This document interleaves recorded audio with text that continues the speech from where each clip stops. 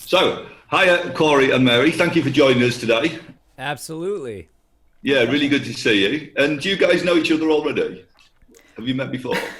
We have met just like this. Yes. Okay. We only know each other through the internet. Yeah. through Tuesday Talks episode, which Yes. was in January, wasn't it? Yeah. Yeah. Right. I feel like a lot of people I know now through the internet rather than in real life. And it kind of works, doesn't it? I mean, you know, there's a lot of bands who haven't met since lockdown. They're still keeping everything going and they're communicating like this. So it's nice that we can do that. And thank you for spending the time today. And we've had a lot of requests to talk to you guys about building up a musician's profile online. Sure. So that'd be really nice to cover that. I know a lot of people are really super interested in that. But the first thing is, I'd just like to ask how you've been. How's it been for you the last year with all the difficulties you've had? How have you managed? Cory, would you kick us off? Sure. The year looks much different than I expected it to, but honestly, in a lot of ways, it was a year that helped me to be really creatively charged. And I did a lot of writing and a lot of recording and put out a bunch of music that I didn't expect to do going into this last year. But I've just spent a lot of time in the studio, and being somebody who's also like beyond just a songwriter, and musician, I do a lot of producing and mixing. So I kind of do it all at once when I make the stuff that I make. So I was able to just churn out a lot of things, which was really fun. I missed touring. I missed seeing my friends and family. But as far as the music making goes, it's actually been a really great year. You've sort of used the opportunity to put some pace into your writing, I suppose, and develop that and focus on it. Yeah, and there's just a lot of projects and things that I've had in mind that I've wanted to do for years that I just haven't been able to, like acoustic projects or just random things, ideas that I've had as voice memos in my phone for the last 3 or 4 years, that I can finally expel those ideas out of my brain and into the world, and not have any expectation to tour with them, you know? Do you miss the touring? I do. I really miss the touring, but it's also okay. Like, you know, when things start to progress and as an artist gets more and more successful, the expectation is that you actually go out and tour a lot more. But I think for many artists, at some point, you kind of have in the back of your head, you're thinking, okay, I'm going to keep doing this, keep it growing, keep it going. Yeah. And then I'm going to take a year off at some point. Yeah. And for many of us, we just kind of had to take that year off now from touring. Yes. Granted, most of us wanted to take that year off and then be able to do whatever we want. Unfortunately, it was the year off, and I'm just kind of hanging out at home. But it's okay. I'm here around my family and in my studio, and I have a studio down the road, so it's great. Yeah, nice. That's classic Cory Wong positivity. And what about you, Mary? How have you been? It's definitely been an interesting year because it obviously, again, just every expectation I had of 2020 just flew out the window. But it was a year of having no excuses and no distractions, like literally figuring out the best way of working when there's no outside inspiration. So can I still run a YouTube channel when I'm not, trying to just disappear around the world and like meet new people and just explore guitar shops or whatever? And it was like, okay, can you actually hold your own, just you in four walls? And then the writing thing, figuring that out alongside running, the channel, and just sort of being like, okay, well, now you can actually have a routine. What does a routine look like for you? And figuring out the way I work best, but without, I don't know. I feel like I've worked non-stop, but in the best way, just to distract myself from everything going on. And do you feel, Mary, that limitations sometimes are quite good for art? In that, if you start off with a million choices, when you've actually limited down to sort of one guitar or, as you said, four walls and no different locations, can it change the way you produce music? Most definitely. And you know, the same thing with videos. It's like so many people are like, well, I need this thing and I need that, and then I can do that. And it's like, no, you can just do everything from home. Like you could do it on a webcam on your computer. You're doing all these Zoom calls anyway, and there's still a way of meeting people. It's just slightly different and actually costs less than flying around the world. So yeah, that thing seems to have got a little bit less cool than it used to be, because it's, I don't know about you guys, but people I know, it kind of goes down like a lead balloon when social media people get a lot of criticism when they're visibly travelling a lot at the moment. It's kind of an uncool thing to do, you know. Yeah, well, you know, like you, I'm trapped on this island, so there's no way I can be seen to be travelling. There's no escape. Yeah, and I think it's important to realise like everyone's at different stages right now as well. So you know, there's nothing I can do to. I wouldn't ever want to be seen to be travelling when it's really not okay to travel in England. But if I was living somewhere else where it's okay to travel, then yeah, of course, you know. But you still have to be careful because it's a worldwide audience. So being sensitive to the issues right now. But yeah, I've just I've done some of the things that I was putting off for ages, like starting an online course school and really just focusing on the YouTube channel, like rather than using it as a vehicle to kick off touring, which it kind of was at the end of 2019, because I'd been building it for three-ish years by that point, and I hadn't been touring. And I thought 2020 was going to be the year of, you know, I finally got a booking agent and I'd finally started doing that sort of thing. And then, but I already had this platform and I was like, oh, okay, well, I can do this all in now. No excuses. So amazing. You know. Have you guys seen any sort of interesting innovations? Have you seen people doing things differently as a result of COVID in terms of communicating with an audience? I'm just thinking, because in my world, it's the rise of Patreon has been quite dramatic. Because I come from a generation of, you know, classic rock bands, and we all get in a splitter van and we tour like that. And some of the people from sort of established acts have just gone, I'm going to go solo and gone to Patreon. They've had their best ever year, and also done paid gigs online, and some of them have been phenomenally successful. Well, what have you noticed that's changed? I don't think any of that's changed, because that was all there. And, you know, I started my Patreon in 2017. I think just now people have realised that those things are there, and that they can use them too.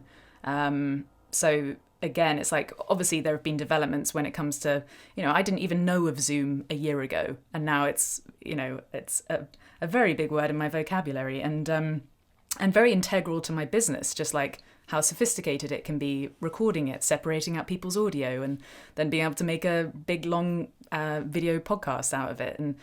And there's just almost so many developments that have, I think it's just going to change everything now, because you don't have any limitations, but then you're limited in the space you're in.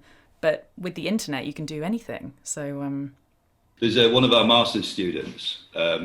He does gigs on Zoom, which obviously sound a bit ropey, but he does them to small audiences. He basically had a little tour that was cancelled, and there were small sort of blues clubs, so audiences of about 50, 60 people.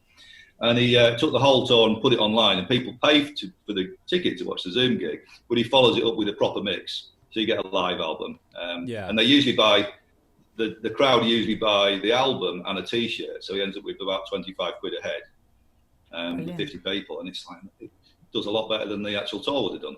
Well, yeah, and you don't have to pay for hotel rooms either. Oh, yeah, or petrol. No, I think, yeah, like Mary is saying, a lot of that stuff has been around. The Patreons, the streaming concerts, you know, those, like, some people were doing some of that, and like remote songwriting sessions, remote recording, that stuff was all around. I mean, I've been doing remote recording sessions for years, not as much remote songwriting, sometimes that, but now it's just part of the deal. Mm-hmm. And it'll be interesting to see moving forward. People are just much more open to all of that on both sides, both on the artist side and on the consumer side. People are just more open to seeing an online concert and paying for it. Do you think the tour manager of the future will have to organise, you know, the logistics of the tour and also the logistics of the streaming at every show?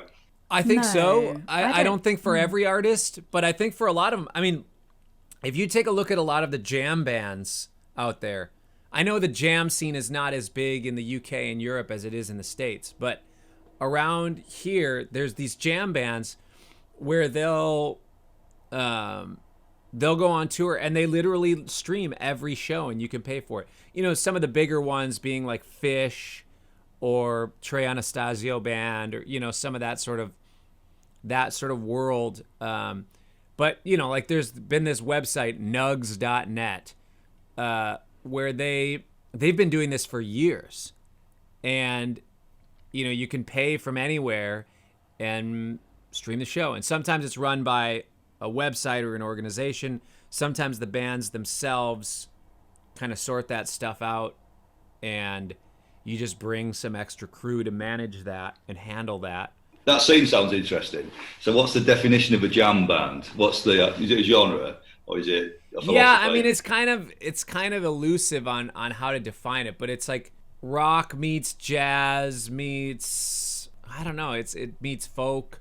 Like there's different subsets of jam bands, but it's normally just the reason why jam bands can pull it off is because their set lists are very different from night to night, and the arrangements and everything, there's open exploration night to night, and there's just a lot more flexibility and freedom. Yeah, and in the jam world, there's not really hit songs. You know, it's not like when you go to see, you know, if I go to see a Paul McCartney concert, you know, there's a list of, well, probably 100, but at least 15 songs that I just gotta hear. Yeah.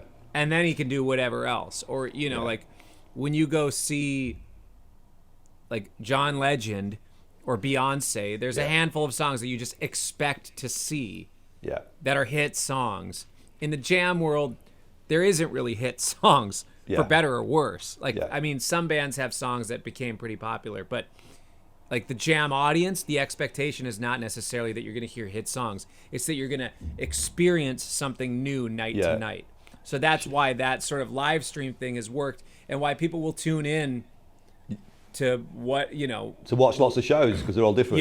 Yeah. Sounds like a really interesting scene, doesn't it?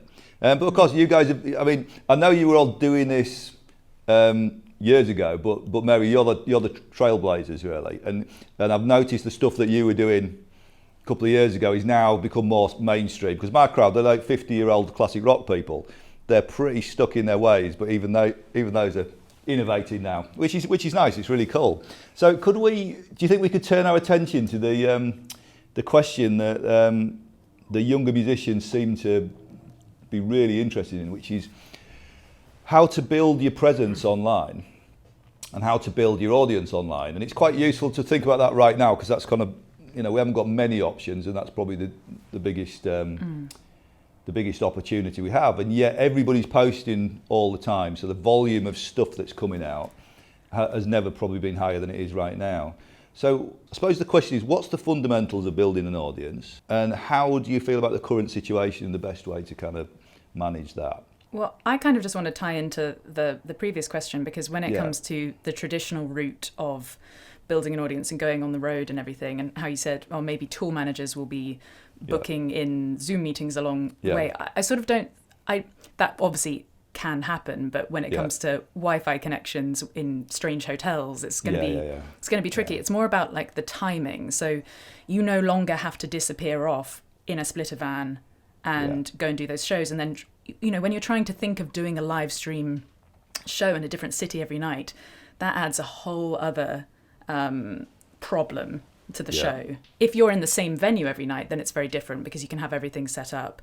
But live streaming a show every night, and then also, you know, that's again what you're saying, when there's so many people pumping out content all the time, you don't want to saturate yourself, let alone the whole thing. But when it comes to building an audience now, like what I think is, you need to see it's the marketing. It's not the you can sort of there's still time to sit back, develop, figure out exactly the artist you want to be before then building an audience.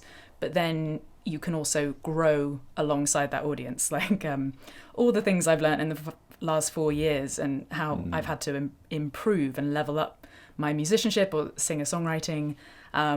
It's definitely been a lesson, because I didn't obviously expect it to actually be a career path for me. But it's all about figuring out exactly what you do and what you enjoy doing, because if you don't enjoy making videos, then you're going to have a tough time making a video every week, if not every day. Also figuring out that everything you can learn. So when people are like, oh, I'm not very good on camera, it's like, I wasn't very good on camera. It's another 10,000 hours of practice to be able to then be good and natural on camera. And you'll still have, moments where you're like, oh my God, this is terrible and embarrassing, and I'm making a mistake and I'm failing at this, whether it's an interview, whether it's even just privately in your bedroom making a video and you're just doing takes and takes and takes. So I just think it's all in the skill set of a musician, because it's all performance. So I want to encourage people to figure out exactly what they do best. Are they a really talented writer as well as being, I mean, as in like blog posts, do they enjoy doing that? Do you just want to have a podcast? Do you want to just make 1-minute videos for Instagram? And just sort of figuring out exactly what you work best, but then being able to have, a YouTube video is useful because you can use it as pillar content.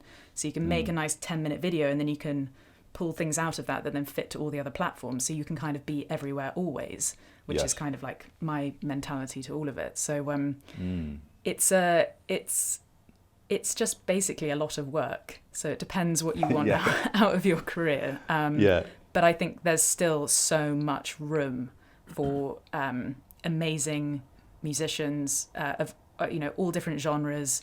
I mean, there's just no limitation now. If you're a underground metal musician, like metal couldn't have more of be more popular on things like YouTube. So I think it's really excited for all the people that were ignored or never going to be able to go down the traditional route because of not being commercial. It's like there's an audience for everyone, and that's kind of my stance on it. I love that, and of course with the DIY models that we have at our disposal now, niche audiences do work, because you've got the direct relationship, and the economics of it work really well as well. Yeah, and you need to focus.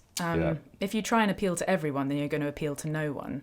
Sure. So I definitely focus my attention to people who really, really enjoy gear, because I really enjoy gear, but I know that's not for everyone. I know so many guitarists that just have their one guitar, and it's probably why they're a better guitarist than me, because they're not worried about the gear, they're just worried about playing. So, it's about finding your niche and then just going all in on that, and just being open to showing your nerdiness and excitability about the one thing you love. It's authenticity, I think. Because if I'm a bit of a gearhead as well, and you can't help but be enthusiastic about it. And I suppose it's just you are who you are. That's the thing. But I love that when you gave your advice. Then I loved it that you started with the music. I think the question was what's the fundamentals of building your audience, and you went straight in. Well, I spent some time on what I was producing, the quality of the music and the quality of the playing and the writing and the performance. And that might still not appeal to everyone. Like my songs, everyone who watches my channel might not actually like my songs as well, but at least they're my songs, and I can be like, well, I trod the floorboards a bit and did the 4-hour cover sets and would throw in those songs to see how the audience reacted, and I could tell when people didn't like them and when people liked them. So I did the 4-hour cover sets. I learned all the classics. And you learned your craft, working till 2 a.m, lugging amps up 5 flights of stairs in Bristol where I used to live, and I was getting paid like £100 for that 4-hour gig, and I just thought I was absolutely killing it, because I kind of was, and like just in that sort of scene.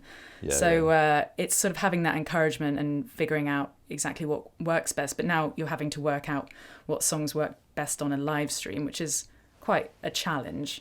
Is it different if you're putting a live stream set together? Is it different to a show in a venue? Definitely. Although you still have to have a beginning, middle, and an end, don't you? You still have to have the sort of U shape of a set. You know, start off with, you know, have the ballads in the middle, and then like end with your hits, if you know, as it were. But I love that you did the tempos like a graph.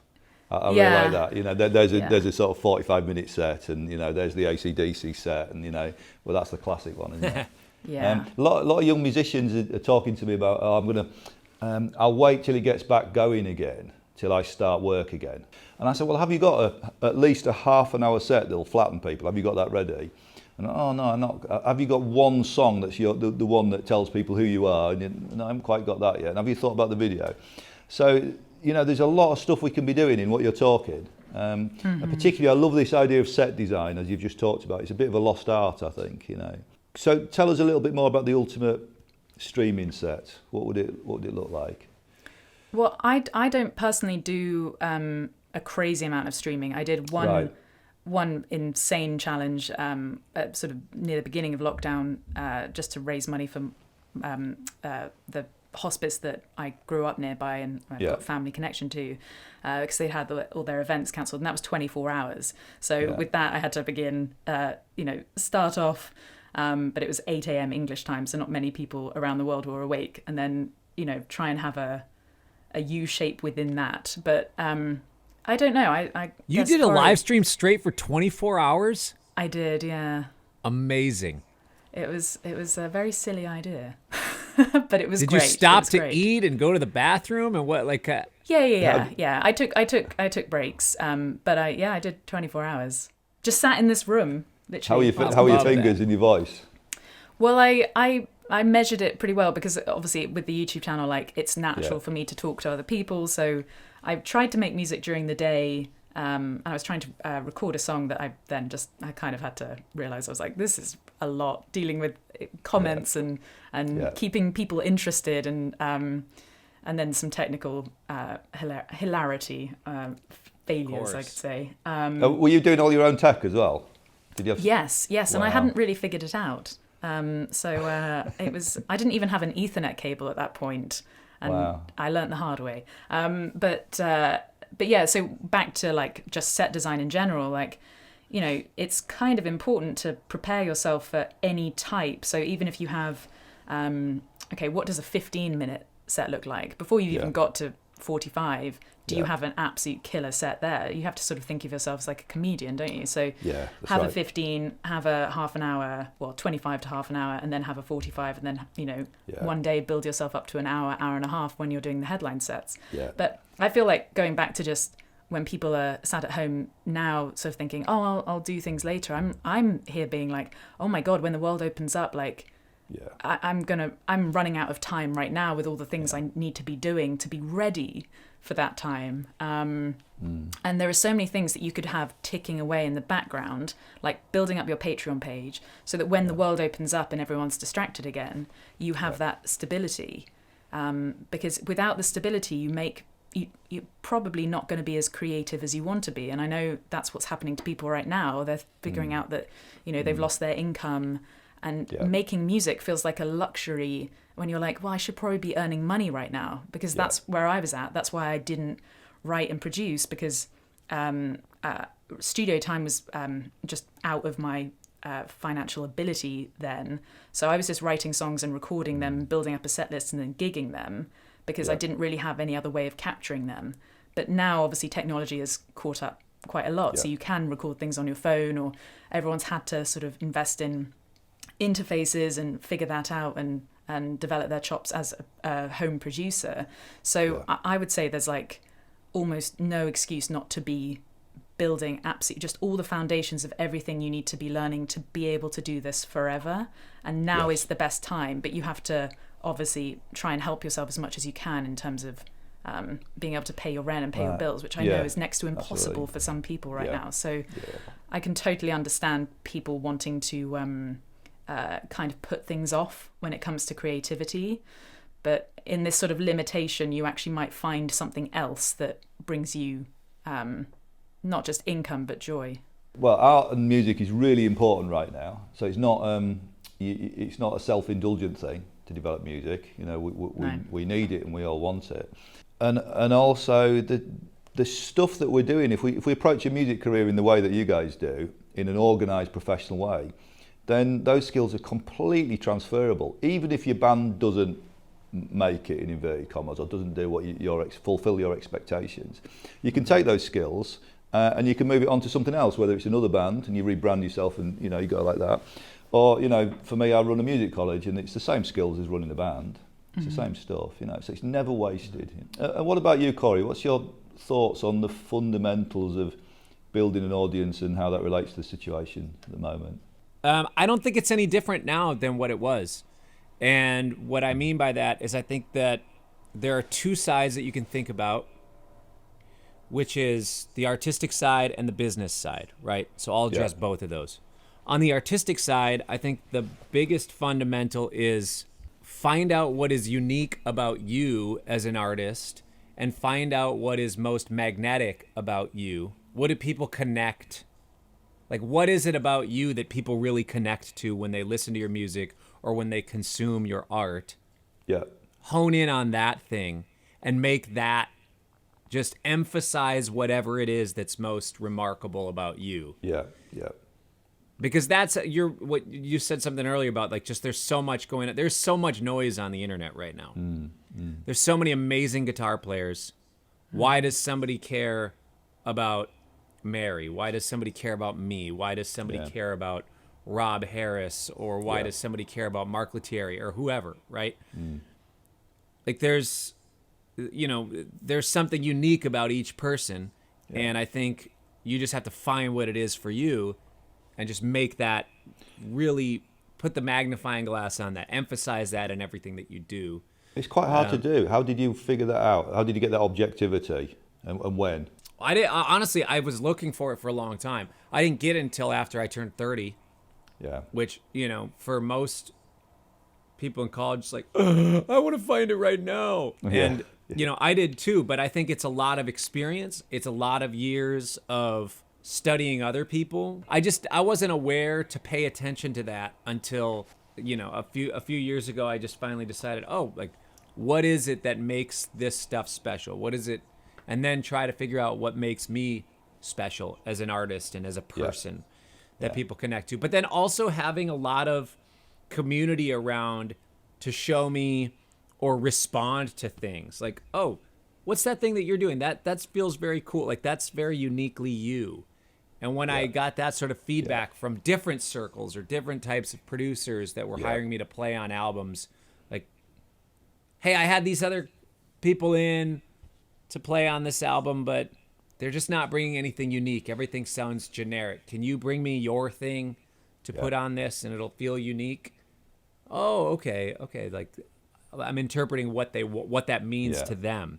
And then, you get more and more people that say that sort of stuff. Then you just have to kind of interpret what it is that they mean and what it is that they hear or see in you. Yeah. So it was a lot of exploration that way. But yeah, so that's the artistic side. And then on the business side, you just have to understand that you are a business. Mm-hmm. Yeah. Once you decide to go into music as your profession. Otherwise, it's a hobby, isn't it? Yeah, and that's fine. There's nothing wrong with that, but totally, and it's okay. A lot of people get by not thinking they're a business, but if you want to be really successful, you just kind of have to understand. There's a certain aspect of you that you need to treat like a business, and you need to conduct yourself in a way that is a business owner. There are certain decisions that you have to make that are not art brain. You have to go into business brain, and it's really hard for some people and it's really easy for some of us. For me, it's just, I am as much a business person as I am an artist. And maybe that's why, why I am who I am, or, it's just what makes up who I am, because I grew up around, my dad was a computer salesman, and I grew up, my grandparents owned a Chinese restaurant.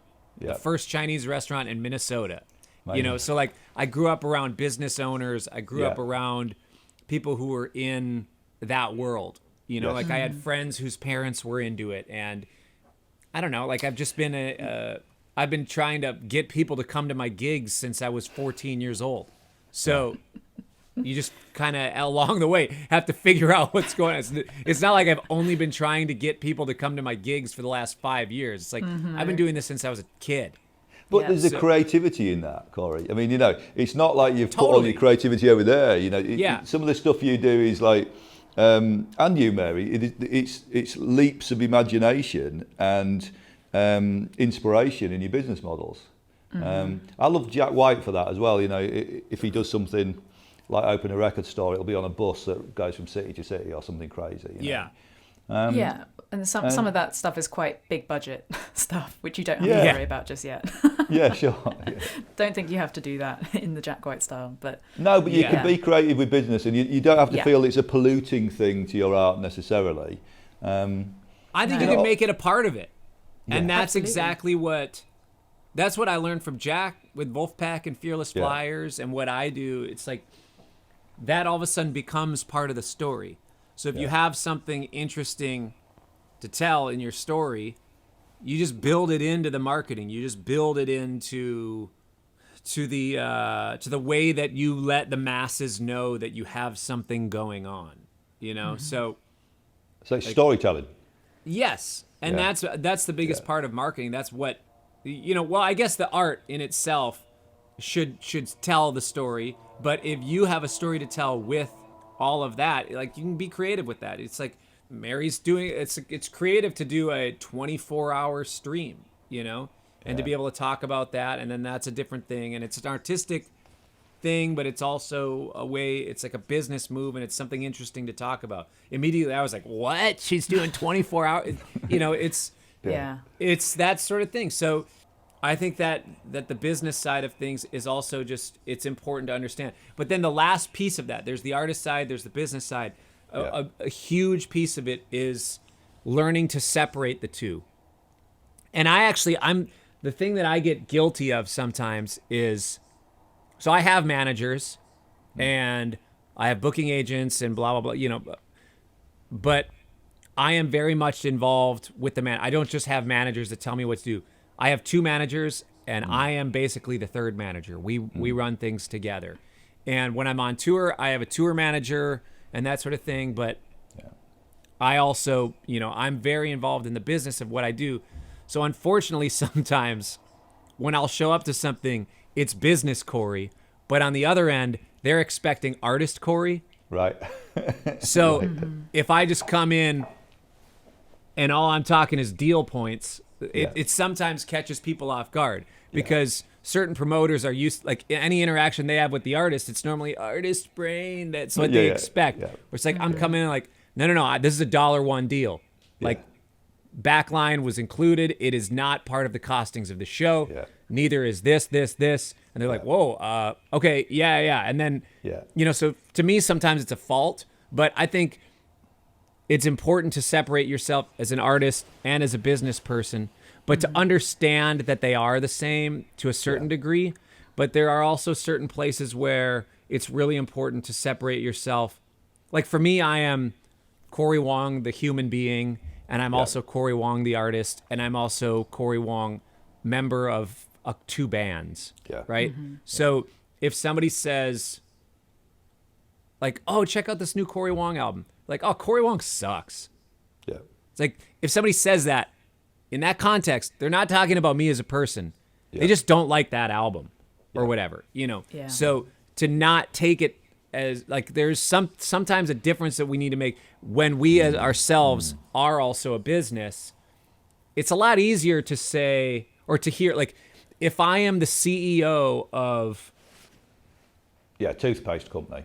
I'm the CEO of Colgate, and somebody says, "Oh, Colgate sucks. I love Crest." It's like, it doesn't affect me as much because it's not my exact name. But somebody says Cory Wong sucks. Are they talking about me? Are they talking about my music? Are they talking about me as a guitar player? So there's a certain separation that you need to make between the two, but also an understanding that you are both of those things. Well, I think the separation is obviously very, very important, but it's when to notice you're making the change. So if you think back to your early gigs, so when I was 15 and I wanted to start gigging, even though I had school during the day, my dad very patiently would drive me to little open mics around like Bournemouth and, you know, quite near Salisbury where I grew up, or we'd go to like the Old Ale House and I'd play on a Thursday night and everything. And my dad would be like, look, this is all fine, you doing this, but like if you're not if you're not thinking of yourself as a business, because like you've got 10 CDs in your backpack that you spent, like I was sat on the PC burning, putting stickers, printing out, like using up tons and tons of printer ink to like make the actual label, and then I would get to the show and I would come back with 10 CDs and my dad would be like, why didn't you tell anyone that you had a CD for sale? So you're on stage, you have a captive audience of, you know, 3 people, but that's 3 people and maybe one of them will buy your CD. So you kind of have to think like, okay, right, I'm a performer and I'm doing my thing, but yeah, I'm also a little business.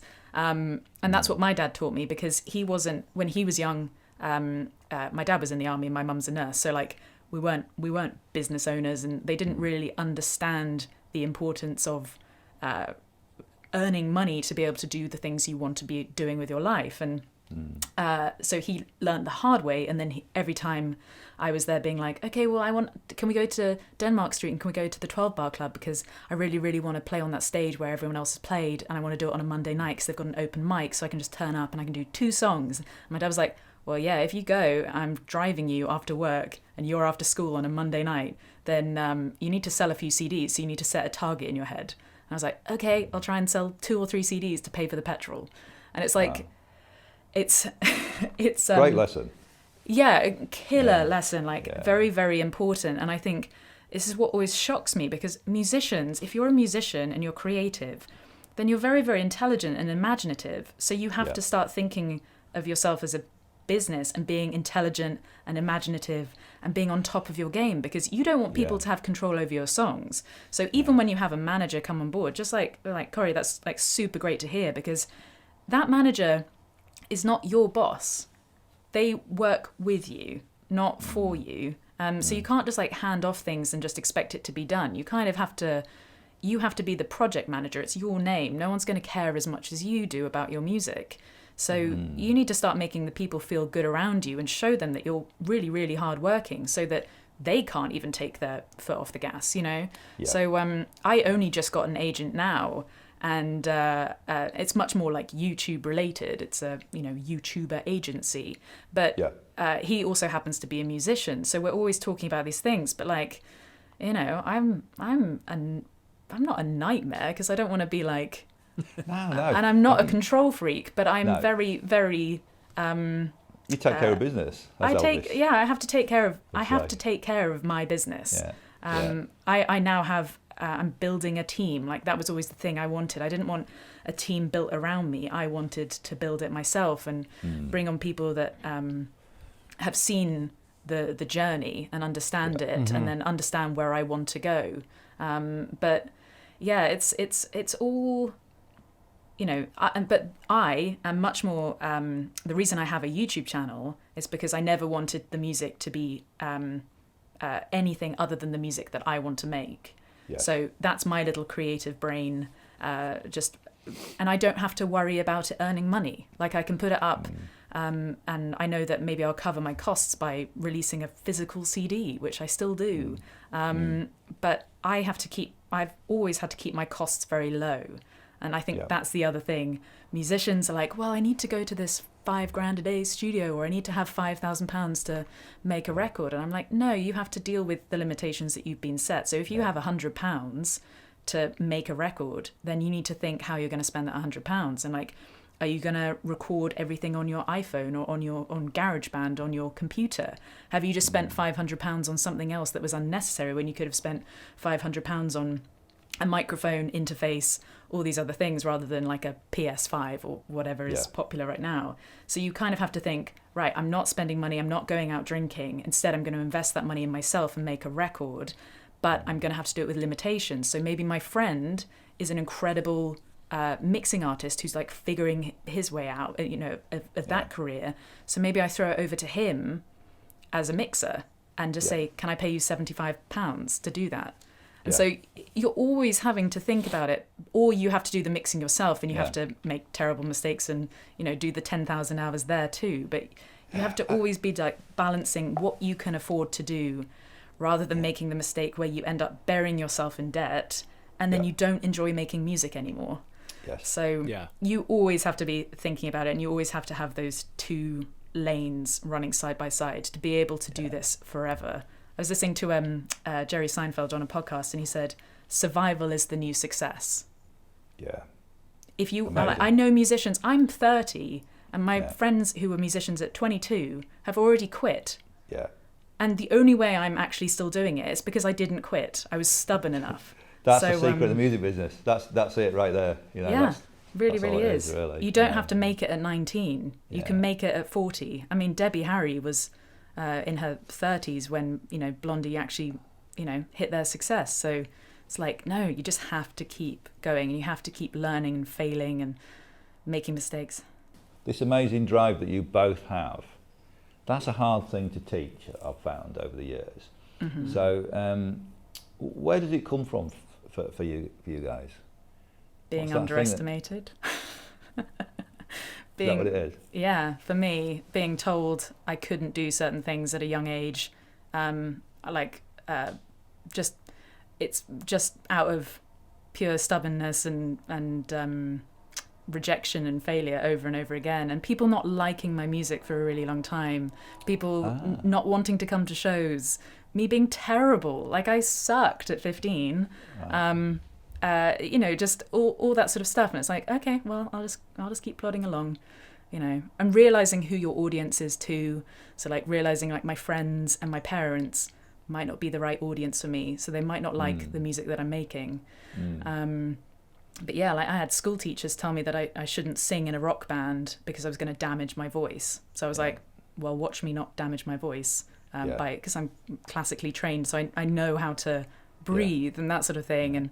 And record labels telling me to put the guitar down. So I was like, well, I'll just build my whole career around the guitar. And yeah, so for me, it's like out of stubbornness, and that's why I get really nervous when people start sort of saying, "Oh, you're doing quite well." I'm like, "No, I'm not. I'm fine. I'm still the underdog, that's really aren't funny. I? Please." But I love the fact that it's almost fuel into the fire, isn't it? The difficulties is sort of pushing you forward, Yeah, and I still find that, I don't know, Cory, I don't know whether you have this, but like there are still moments in this whole game, and it is ultimately it's a bit of a game. Where I feel the moment where other people would quit. So there's sometimes when I'm making a video or writing a song, and I feel the moment where I'm like, oh, other people would just walk away right now. But if I actually just sit down and finish this or hit this deadline, then I'll be just a step ahead of where I would have been. And, it's like in this time, like this is a very mentally challenging time for a creative person because you don't have any outside inspiration and you're just alone with your thoughts, which all of us don't really want to be alone with our thoughts all that much. And now I'm just like, oh, but if I overcome this, then I'll only see the benefit later. And if I figure out the way I can work in this environment with what feels like the world is falling apart, but if I can create like 10 minutes of joy and really challenge myself to not take anything too seriously in my business, like with YouTube videos, I'm starting to realize they are just YouTube videos. The world is not going to fall apart if I make a YouTube video that just doesn't quite work. Yeah. I'll just start again the next day. And that's why I did a challenge in January, and I was just like, I need to calm myself down and be able to make joy out of this strange time and like figure that out. But but I love people underestimating me, and I start to enjoy I think that's why I'm okay on YouTube when, although it's a journey dealing with negative comments, it's also like, I'll prove them wrong, or I won't, or they won't listen, whatever. Probably can't persuade them anyway, but I'll just keep doing my thing. That's really amazing. Makes me sound like a, I don't know whether it's... Makes you sound like a philosopher. Oh, well, thank you. That wasn't the word I was going to use, but anyway. Cory, how about you? Well, yeah, no, I think totally, like, having something to prove in the good way is something good. Like, sometimes it's like, oh, I got something to prove, so I'm going to start playing all these licks that people... So, because I want people to know how good I am at guitar. Like, that's not going to get you anywhere. That's not going to get you more work. But I think if you have something on the larger scale, like I have something to say to the world, and I'm going to do it in a way where it fits my artistic vision. That's a great motivator. But I think also for me, it's also driven by like what I feel is my real purpose in life. You know, like I really feel like this is what I've been made to do. I feel like this is what I'm called to do with my life. So because of that, I'm going to give it everything, you know? And like Mary's saying, there's times pretty much every week where you think somebody else would quit right now, or somebody else would just like not spend the time making sure something looks right or sounds right. But the way, or right, of course, is in quotations because that's subjective. But I don't know, like having a relentless pursuit for your artistic vision is really important for me. Like that to me is a huge thing, and the drive for that, not strictly, but mostly comes from the fact that I really feel like this is what I'm meant to do with my life, and this is what I'm called to do with my life. Yeah, sure. So you go with that, but how do you keep the this positive mindset as well that you both have? You're both definitely a kind of glass half full type people. Oh, that's how it comes across, absolutely, in everything you do. Yeah. How do you maintain that? You know, is it something that comes naturally, or is it a decision that you've made? I think it's probably both for me, but the main thing would be, again, I think that's also part of vision and what I feel like I'm meant to do and what I can bring to the table given my natural skill set and my natural outlook. You know, if like that's to me something that I can bring to the table for humanity. Yeah. Then that's pretty cool. You know, so it's very cool. As long as I, you know, and of course there's days that are going to be tough, and there's days where you're going to wake up at 5 a.m. like today. Yeah, sorry about that. No, it's fine. Like I'm cool with it. Like it's not like I'm, you know, it's actually nice. Kind of, it reminds me of being back on tour. It's like, all right, we got to be up lobby at 5 to make sure that we, you know, there was probably 6 months this last year where I didn't even set an alarm. Yeah, that was pretty awesome. Yeah, that is awesome. But there's many artists at the level that you're both at who wouldn't have got out of bed to do something like this. You know, so that's sure. That's amazing. And you know, from this conversation, one thing I've learned is we're talking about it started off as a discussion about the mechanics of how you run your social media and build an audience. And actually, it doesn't seem to me like you guys are doing anything particularly different to loads and loads of musicians. And you keep bringing the conversation and the focus back to the approach and the quality of the work and the artistic output, you know, which I think that's really inspiring. I think we are doing something a bit different though, because I think we're taking the ego out of it.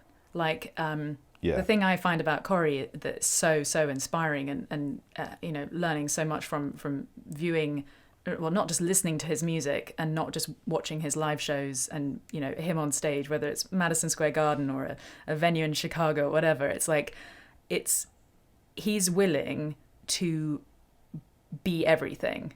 So he's the businessman, and then he's also the TV show host. Like the quality of the Wong Notes show, like honestly, is just utterly outrageous and brilliant and outstanding. And one thing I've noticed recently, I watched a documentary on Frank Sinatra, and he obviously had such a legendary career, like biggest star of the 20th century. And then I also went and saw, and I'm going to tie the two people together, but before lockdown last March, early March, went to the Picasso exhibition at the Royal Academy. And what I realised was that these two absolute juggernauts, artists in very different environments, they weren't worried about how people saw them. They just did the things that they felt they had to do. And that was, you know, started off as a natural talent. But like Cory has a personality. Frank Sinatra had a personality. Frank Sinatra had a radio show. He had a TV show. And then he starred in 50 films. But then you also know him as the singer. In the big bands, he was in different bands. Then he was his own thing. Picasso drew on anything. He didn't care. He didn't care what it was, whatever format it was. He was like, When paint pens came in much, later on in his life, he used them.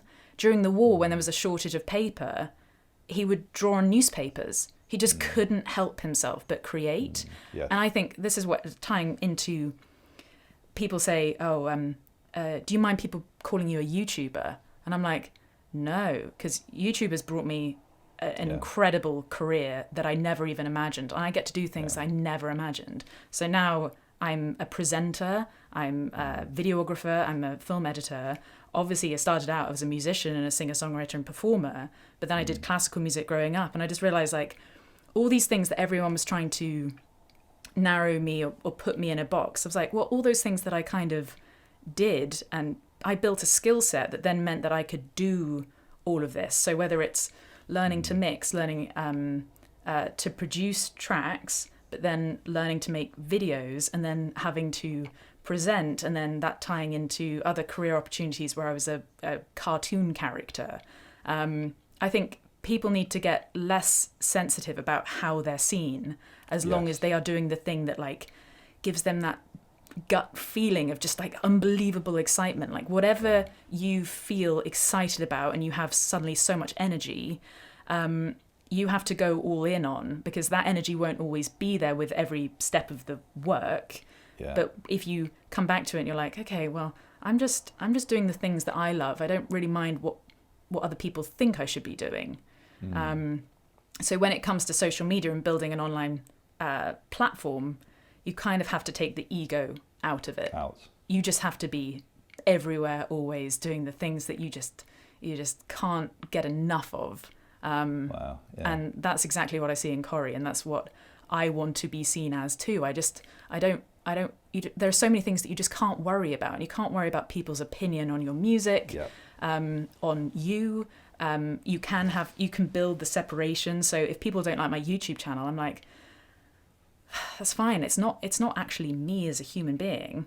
Like, I'm a different person to my friends. Well, I'm not that different to my friends. But I'm a human to my friends, and I built up these relationships that they literally could not care less about my YouTube channel. But they're some of my closest people.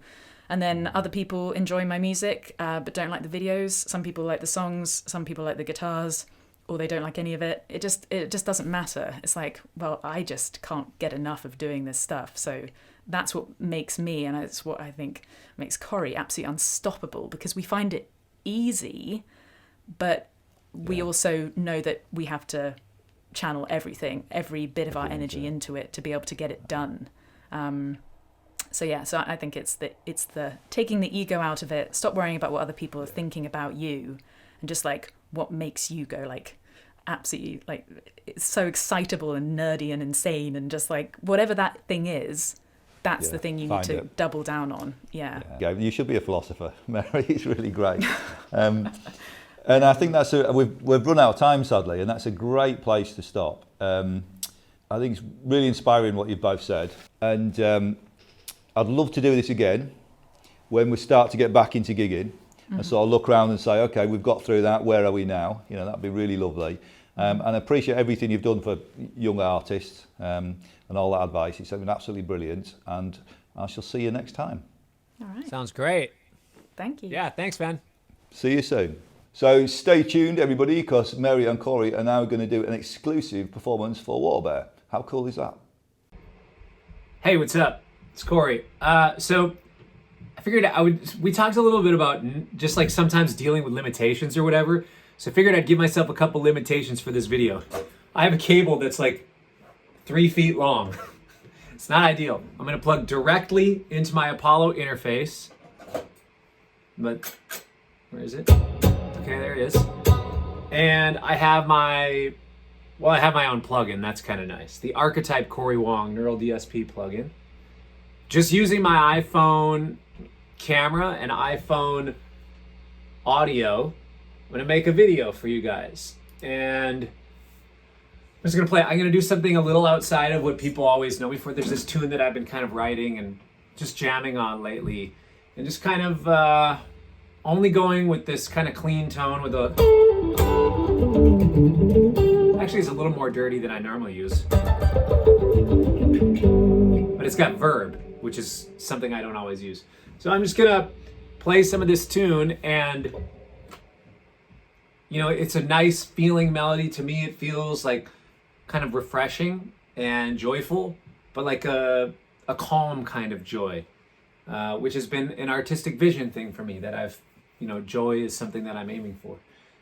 So with this, I'm just gonna play a little bit, and then we'll leave it there. How about that? All right.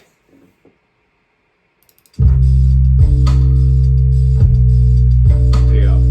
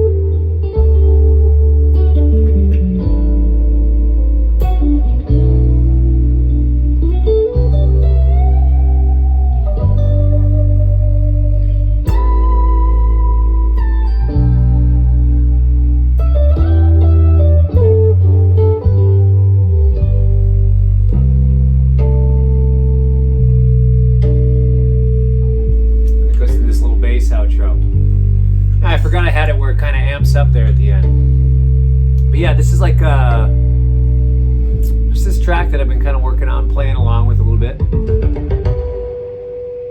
And, I played for 6 minutes now or something there, 5 minutes. And sometimes what happens is I'll just pick the best 30 seconds from that and use it as something to post online. Like there were some spots where I made little mistakes. I don't know, whatever. I'm not going to put the whole thing up online, and I wouldn't. But, a lot of people, they do like 100 takes of their videos and then they post them online. I mean, that's fine, but it's like kind of this unhealthy amount of takes that some of Instagram culture has allowed to happen. So it's like, I don't know, I only do like 2 takes of stuff. You just use whichever is better and practice until you can get to that point. Until then, you kind of, don't post something that you can't actually play. How about that? But, clearly a couple spots in here, I need to practice a little bit more. Like I'm just, it's 6 a.m. here. So sue me. I made a couple mistakes. It's earlier than I've ever played guitar. But, it's also no excuse. Like I should warm up and I should play. So that's that. I hope you guys have a great day. Thanks for having Mary and I today. This was really fun. Peace.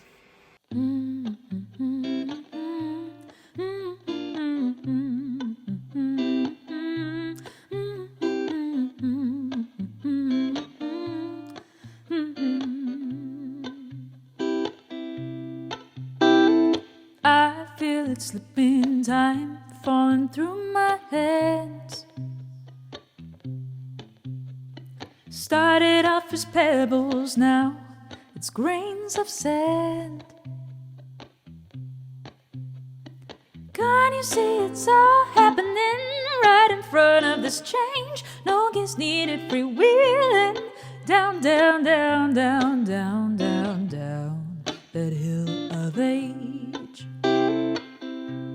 I'll keep on rolling through, I don't seem to mind. I just wanna calm myself with life.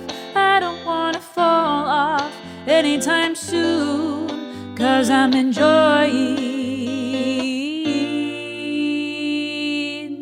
this ride with you.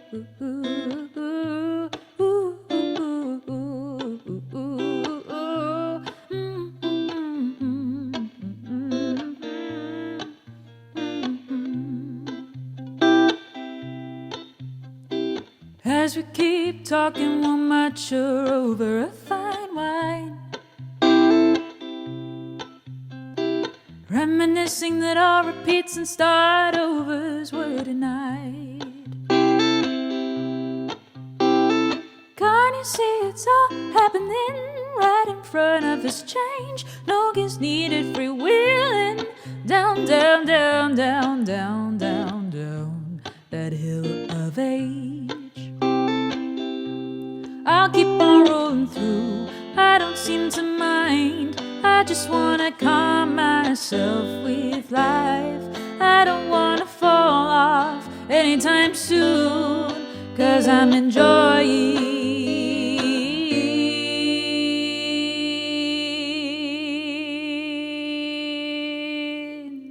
this ride with you.